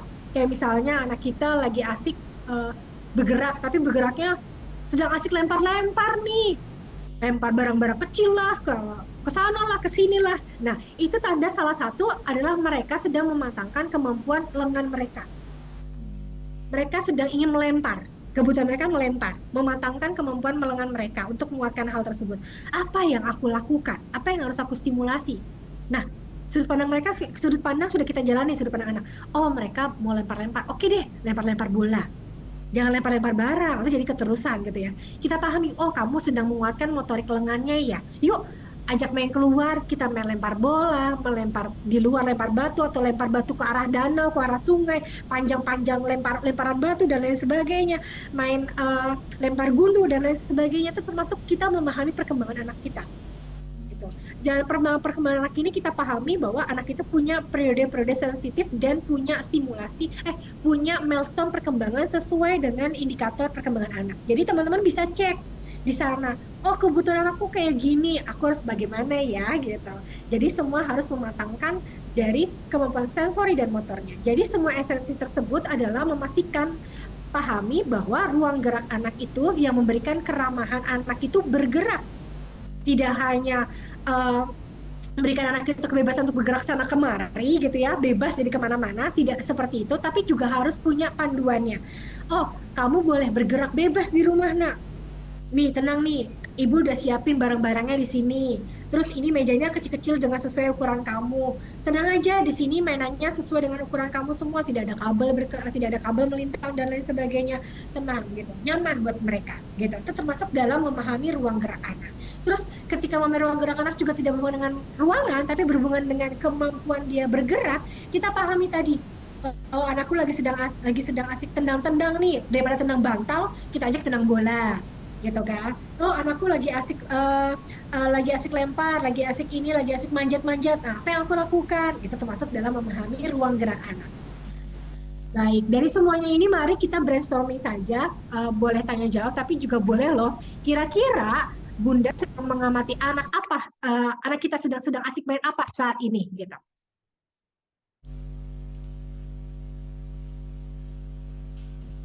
Sambil nunggu tanya jawab, kita boleh main brainstorming ya. Kira-kira Bunda-Bunda boleh chat nih. Kira-kira sudah sampai mana perkembangan motorik muda semua? Pola-polanya mereka berkembang seperti apa? Sedang tertarik apa? Gitu. Itu termasuk dalam salah satu memahami periode sensitifnya untuk bergerak. Nanti kita kasih simulasinya sesuai ini. Saya sudah chat di kolom chat. Pertanyaan Mbak Maria. Anakku Delisa lagi senang liatin motor sampai jongkok. Waduh keren banget ya, Masya Allah. Bahkan tiarap lihat mesin motor, megang rantai kenapa udah motor. Arahnya karena sering hujan jadi kendaraannya kotor dan makin penasaran dia. Menurut Mbak gimana? Menurut Mbak Maria dan Laila ini lagi asik jongkok gitu ya? Gitu. Tetap harus berikan Periode stimulasi sudah. sensitifnya ya. Pada sensitifnya memang sedang asik mengamati benda-benda nih, benda-benda yang kecil-kecil di dalam busi motor nih kayak nih. Terus dia tertarik pegang-pegang rantai. Ditarikin kabel-kabel oli itu ditarikin. Ya. Pengen lihat ya apa dalamnya gitu ya kali. Sebenarnya itu boleh-boleh aja loh. Jadi dipastikan motornya itu kan nggak nyala kan ya, jangan sampai nyala lah ya. Nah itu kan udah termasuk itu sudah termasuk memahami memahami sudut pandang anak lo kayak gini. Nah, sedang memahami tali-talian nih. Itu nggak apa-apa kayak gitu ya. Tapi jangan sampai nyambung kabel gitu. Itu termasuk bergeraknya anak. Gitu. Itu sudah termasuk. Kasih tahu. Boleh nanti main kabel talinya ini kasih tali yang panjang, yang nyaman. Main tali-tali rapi ya. Oke? Terus main bikin karet yuk, karet gelang, bikin tali panjang. Nanti tali gelangnya bisa bermanfaat bahwa kalau tali yang ini bisa main buat lompat-lompat. Kalau tali ini cuma bisa hubungin kabel dan lain sebagainya. Jadi boleh loh klasifikasikan itu gitu. Kita bikin tali yang panjang yuk. Lagi suka tali-talian nih, lagi suka kabel-kabelan nih gitu. Kalau ini kan boleh Dek. Kalau kabel ini kan nggak bisa buat buat lompat-lompat, tapi kita mau nggak kita bikin tali yang sangat panjang dan lain sebagainya gitu. Atau juga boleh ngikat tali hubungin pita satu dengan pita yang lain gitu, tambah-tambahin atau pakai selotip dan lain sebagainya sambil kenal warna, itu boleh loh gitu. Jadi misalnya pita warna-warni, pita merah, kita panjangin lagi jadi warna apa lagi, wow talinya semakin panjang sambil juga akhirnya kenal warna gitu. Tambah stimulus, tambah sesuaikan dengan kebutuhannya mereka. Kalau ini Mbak, untuk anak 18 bulan pakaiin, soalnya anakku belum bisa menyimpul Mbak. Menyimpul pakai selotip. Oh iya, pakai lem, pakai selotip itu banyak gitu. Oh iya. Nanti kalau semakin besar boleh kasih nyimpul dan lain sebagainya. Main bikin karet gelang juga boleh. Mbak ini ada pertanyaan lagi ya di chat ya. Terus kalau sering hujan kendaraannya kotor dan makin penasaran dia. Wah, sama juga main sering mandi hujan nih, penasaran. Itu nggak apa-apa, dilanjutin gitu ya. Kita pahami nanti kalau dia puas ya, Bun, ya, berapa ya Kak? Biasanya sih kalau udah dikasih kepuasan gitu ya, mereka akan berhenti sendiri kok. Tenang deh. Oh iya. Gitu, mereka harus tertarik sendiri. Cuma kita masih batasannya bahwa kalau hujanannya jangan terlalu sering, nanti sakit dan lain sebagainya. Itu ada batasannya. Jangan lupa kita sering follow the chat tapi lupa sama batasan-batasannya gitu. Tapi pastikan batasannya seperti apa ke anak kita. Walaupun anak kita masih 18 bulan belum tahu aturan sama sekali secara konkret gitu ya. Tapi boleh loh kasih aturan-aturan yang konsekuensinya secara logis. Misalnya adek kalau nanti sering mandi hujan jadi batuk pilek, nanti kita batuk pilek ada demam bagaimana gitu. Jadi adek boleh main kendaraan di hujan-hujanan atau basah-basahan, tapi jangan terlalu sering, kita kasih kayak misalnya 3 kali seminggu dan lain sebagainya. Ini Mbak, maksudnya yang hujan-hujanan tuh Mbak, motornya kan suamiku pakai gitu ya. Jadi sering hujan gitu kan becek, itu motor jadi penuh dempul kan Mbak, bermake up gitu dia. Nah itu Mbak yang bikin anakku jadi malah tambah seneng megang-megang motornya gitu. Karena makin kotor dia makin suka gitu. Maksudnya gitu Mbak, nggak hujan. Nggak apa-apa sih, berarti kan lagi suka kotor-kotoran kan ya, gitu kan? Nah, kalau kotor-kotoran berarti apa yang harus kita batasi? Gitu. Sebenarnya boleh kan kotor-kotoran itu gitu kan, tapi kotor-kotorannya yang mana? Bisa dibersihkan nggak sama Mbak gitu.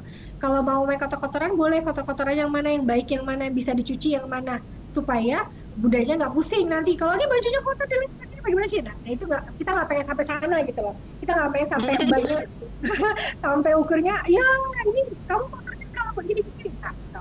Jadi main kotor-kotorannya sebatas apa?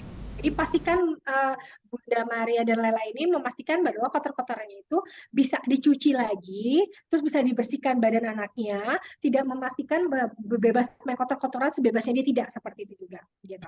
Boleh lakukan aja sepuasnya mereka. Nanti kalau kebutuhan dia sudah terpenuhi dengan kotor-kotoran, mereka akan lanjut main yang lain, sebenarnya main lem, gitu ya, atau main dan lain sebagainya. Bisa berhubungan dengan kotor-kotoran tuh main tepung gitu. Nah itu kotor kan tapi baik kan, jadi bikin play-doh gitu. Itu baik banget. Iya, baiklah, terima kasih Mbak. Sama-sama. Terima kasih Mbak Rai. Lanjut Mbak, di kolom chat ada lagi Mbak. Ya, Oke, anak pertama sampai 5 tahun sekarang ikut PAUD, tapi ketika misalnya anak lain baris rapi dia sibuk putar-putar lari-lari. Anak lain duduk dia tidak mau duduk diam. Apakah itu berarti motoriknya belum tuntas ya? Bisa jadi belum tuntas, tapi boleh juga cek ya. Saya kurang tahu dengan maksudnya saya bukan ahlinya bagian hiperaktif dan ADHD gitu ya. Tapi memang kalau kelihatan rentang pas lagi duduk rentang konsentrasinya bagus gitu ya, berarti sebenarnya nggak apa, dia masih butuh stimulasinya gitu. Tapi kalau ternyata dia juga duduk juga terentang konsentrasinya singkat, itu berarti memang ada permasalahannya gitu ya. Apa ada permasalahan di motoriknya atau di konsentrasinya. Bisa juga lain seperti itu. Bisa juga anak ini tidak cocok dengan metode sekolah tersebut gitu. Jadi bisa pastikan dulu nih, aku belum pernah lihat maksudnya belum cek kayak gimana warning sign-nya. Boleh lihat konsentrasinya seberapa banyak kalau dia duduk dengan mainan yang cocok dengan mainan dia. Gitu. Seberapa rentang konsentrasinya gitu, Mbak Igita. Memang sedikit ini sih, misal tapi dia misal suka ya, misal menempel stiker gitu. 5 sampai lebih 7 menit tuh dia bisa duduk gitu diam. Tapi lebih dari itu dia tidak bisa. Dan memang misalnya lagi kan ngaji di rumah nih, datengin guru ngaji. Jadi guru ngajinya udah tahu bahwa kalau lagi hafalan murojaah dia pasti bakalan sambil keliling, manjat, lompat. Oke. Dan tapi ketika misalnya harus baca Iqra kan harus dipaksa duduk tuh itu ya. Iya. Betul. Sebaris lari dulu. Baru udah. Nah, maksudnya itu memang sih saya belum periksa lebih lanjut gitu. Mungkin itu periksanya memang harus lebih detail kan ya Mbak ya. Gimana gitu. Iya, betul. Jadi kalau senyatanya memang kayak seperti itu, mayoritas memang anaknya masih aktif bergerak gitu ya. Tapi kalau 5 tahun, 6 tahun masih aktif, biasanya tanda-tandanya ada salah satunya. Biasanya puasan anak bergerak itu tuntasnya 5 tahun. Kalau tapi masih aktif bergerak, mungkin memang bisa dengan seperti itu, atau metodenya yang tidak cocok dengan anak-anak yang suka bergerak gitu. Jadi bisa dicoba dulu dengan Mbak Gita misalnya lagi tenang kenal hijaiyah, ikro gitu, tapi dengan cara bergerak gitu. Misalnya kena huruf A, bata, dan lain sebagainya dengan cara bergerak dan lain sebagainya. Bergeraknya misalnya ambil huruf A, ambil huruf B, dan lain sebagainya. Kalau metode duduk, kalau duduk itu kan memang harus tuntas dulu sensorinya dan lain sebagainya dengan piramidal learning tadi. Kalau memang itu dia belum tuntas, memang dia belum tahu, belum sampai sana, berarti memang sensor integrasinya memang bermasalah. Berarti anaknya termasuk tanda-tandanya ada bermasalah di sana, gitu. Jadi sebaiknya kalau saya sih belum pernah lihat ya geraknya kayak gimana gitu. Bisa kelihatan. Kalau anak ADHD atau hiperaktif itu geraknya kelihatan. Rentang konsentrasinya cukup singkat dan ketika masih kasih mainan pun dia masih kayak ngelirik sana, ngelirik ke situ. Itu termasuk ada tanda-tanda ke sana. Gitu.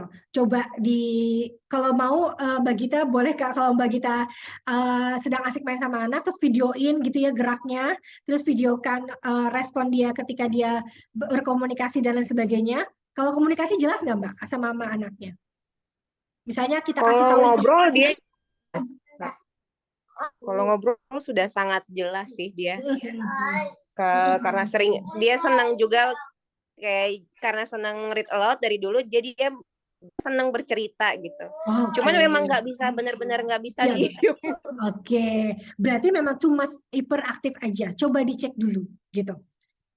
Oke, saya kalau ADHD kayaknya enggak sih, kalau nggak ADHD enggak. Tapi kalau hiperaktif iya, gitu. Tapi coba dicek dulu. Bisa jadi memang dia stimulus geraknya belum puas atau memang di kelasnya belum banyak bergerak tapi disuruh duduk. Biasanya kan memang harusnya kan anak-anak kan diajak gerak dulu, main dulu, motorik kasar dulu, baru kalau puas baru duduk tenang anteng gitu. Biasanya seperti itu. Nah, berarti tanda-tandanya bisa jadi dia belum puas bergeraknya untuk dia sampai dia siap untuk duduk, baru nanti dia bisa seperti itu. Jadi bisa dicek dulu di sekolahnya seperti apa, kebutuhan bergeraknya ada sebanyak 2 jam nggak gitu. Misalnya kalau ternyata dia masih kurang bergerak di sekolah, berarti di rumah harus sering diajak jalan-jalan dulu, gerak manjat dulu, datang lebih pagi dulu dan lain sebagainya. Nanti sampai sekolah dia udah agak lebih settle. Capek biasanya udah capek bergerak gitu. Coba dicek dulu sebenarnya Mbak. Siap-siap Mbak Rai. Nanti kalau ini aku japri-japri boleh ya Mbak? Boleh, silakan monggo. Soalnya aku nggak kalau anak tanda-tanda itu harus pakai video, aku nggak bisa kalau lewat Oh siap. saya jauh seperti ini. Oke, anak 3-4 bulan sama-sama Mbak Gita. 3-4 bulan lagi suka belajar membalik baju yang habis dijemur, lipat sama. Oh, ini bagus banget loh Mbak. Usia 3-4 bulan berarti mau 3 tahun kan. Itu tanda-tandanya anak itu sedang asik melibatkan dalam kehidupan FPL atau practical life skill. Sudah lanjutkan saja Mbak. Lanjutkan lagi. Lagi suka belajar membalik baju. Balik baju habis jemur tuh dilipat. Dilipat juga lipetannya kalau bisa jangan diekspektasi lah kamu lipatnya kayak gini ya, lipatnya gini, nggak usah gitu ya. Tetap pastikan lipatannya sesuai dengan lipatan mereka. Kalau bisa mah kayak kasih kardus gitu, tahu kan yang teknik-teknik sekarang baju ditaruh di sana terus mereka dijak lipat gitu-gitu. Nah itu juga boleh kayak gitu.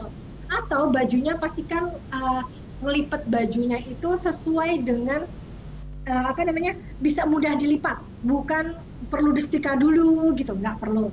Jadi boleh kasih bajunya lanjutin kayak gitu, kasih baju-baju yang simple atau simpel mudah dilipat. Ini biasanya kerjaan anak-anak di daycare Ronald Montessori kayak gitu. Jadi saya minta orang tuanya bawa baju tidur yang bisa mudah dilipat. Jadi habis dijemur mereka ambil baju sendiri terus mereka ngelipat. Jadi nggak perlu setrika gitu. Saya minta ke orang tuanya seperti itu. Kenapa? Tujuannya adalah tadi melibatkan kemampuan practical life skill. Practical life skill akan menuju suatu hal. Kemampuan motorik kasarnya semakin matang, kemampuan motorik halusnya juga semakin matang, konsentrasinya juga semakin matang, kemudian kepercayaan diri dia semakin tumbuh. Karena apa? Karena termasuk kehidupan sehari-hari gitu. Skill gitu, ini termasuk skill loh gitu. Skill, salah satu skill untuk melibatkan dalam kehidupan rumah tangga dia nanti. Apapun dia cewek ataupun dia perempuan atau laki-laki, ternyata dua-duanya sangat dibutuhkan dalam kemampuan. Jadi lanjutkan saja Mbak, nggak perlu diberhentikan. Menurut saya seperti ini lanjutin aja. Kalau saya lanjutin lagi sampai masukin ke dalam dipannya. Itu udah sampai baju. Ini Mbak udah sampai masukin ke dalam dipan. Terus bermain peran. Boleh lagi nambah lagi kayak bikin proses ke depannya. Kira-kira tahu nggak deh baju itu dari mana asalnya? Nah, Kita proses kapasnya, benang dan lain sebagainya. Kita cari beli kain, kita bikin baju yuk dek. Nah, langkah berikutnya kita bikin pola baju dan lain sebagainya. Nanti 5 tahun bisa bikin baju sendiri. Jadi Diajak sendiri. berpikir kritis ya Mbak ya.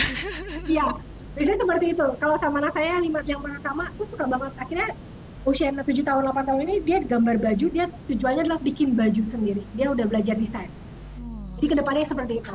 Dia udah bisa kancing soalnya, dia udah bisa tusuk flanel, veston dan lain sebagainya. Dia udah bisa bikin dompet pakai flanel gitu, udah bisa kayak gitu. Jadi dia pengen bikin baju sendiri.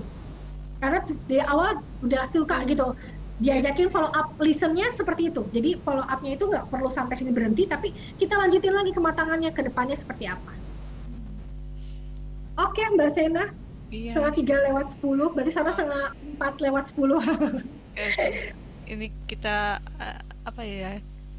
Kita lanjutkan ke WAG aja ya yang ini. Oke, boleh. Ini Oke. berarti Ada Mbak Evi yang Evi. terakhir, boleh nggak ya di WAG aja?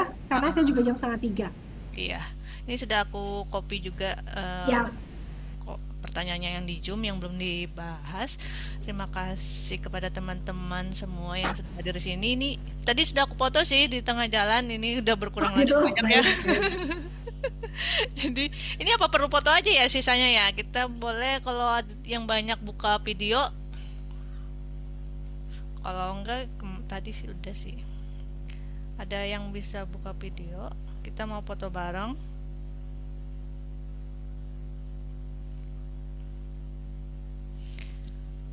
Oh, Mbak Gita lagi sibuk ya. Mbak Norma, Mbak Mel. Oke. Aku hitung Aku deh. lagi seksi Mbak. Oh, yaudah. Baju makin luar biasa panas. Kayak Mbak Gita lagi di belakang deh sama anaknya. Oke, kita siap-siap ya. Bismillahirrahmanirrahim. Bentar. 1, 2, 3. Oke. Terima kasih ya Mbak Rai atas sama-sama. Terima kasih banyak telah lagi di diundang. PKS. Iya. Nanti saya invite ke WAG ya. Siap. Oke, makasih. Jazakumullah khairan atas kehadiran teman-teman hari ini. Kita sudah membahas tentang ruang gerak anak dengan Montessori. Ini memang sangat krusial banget ya, apalagi anak saya ini udah 9 tahun. Ternyata dia kalau nulis itu juga memang mengalami suatu distraksi. Dia sering ke tempat teman-temannya. Nah, ternyata itu saya kurang stimulasi di motorik kasarnya kan, entah pembuka botol atau manjat-manjat, itu memang seperti itu ya. Jadi sebagai pengalaman saya, jadi tidak mau terulang lagi, maka untuk anak kedua ini saya stimulasi begitu.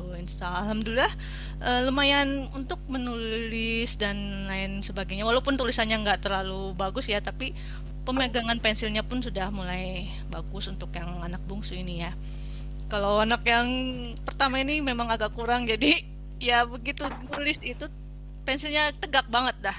Jadi mungkin itu yang membuat dia yang agak capek gitu ya. Kayak Rai ya. Stimulasinya kurang ya. Jangan lupa pakai prinsip indirect preparation approach-nya ya.